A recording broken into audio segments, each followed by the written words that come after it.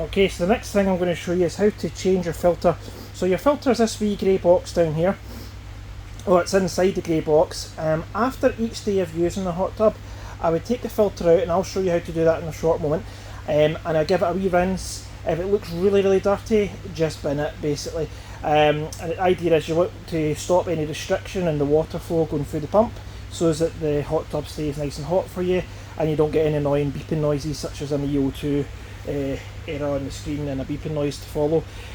So after each day of using this, I would do this now. I'll show you how to do it now. What you're basically doing is you're twisting off this here like so, it rotates. It should just be nice and easy, and then the whole thing will pull off. Now when it pulls off, give this wee nozzle a wee wipe with your finger. It's quite common that clogs up with grass and just, you know, swim shots stuff and oost and things like that. So you just want to give that a wee wipe, and then the next thing you're going to do is just twist this. I'm doing this with one hand here. Shows I've done it many times.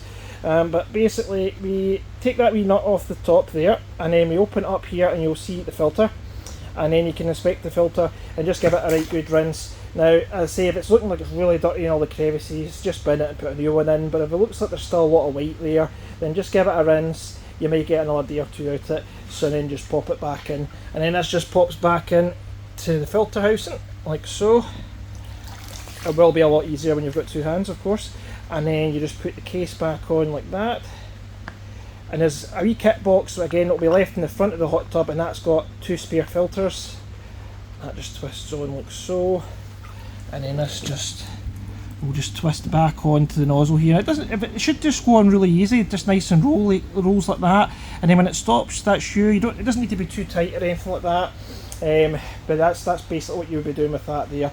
But yeah, so that's all you're doing with that. Now, what I would class as usage, if there's been more than one person in the hot tub, and you've been in it for say a couple of hours, then that's when I would say, right, well, that's when I'd do the filter itself. If you've only nipped in for half an hour yourself, or you've not used it in a particular day, then you won't need to bother with the filter.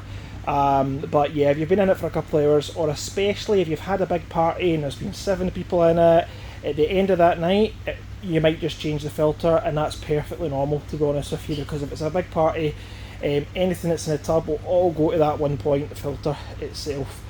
But that's basically it with the filter, and we'll catch you in the next video.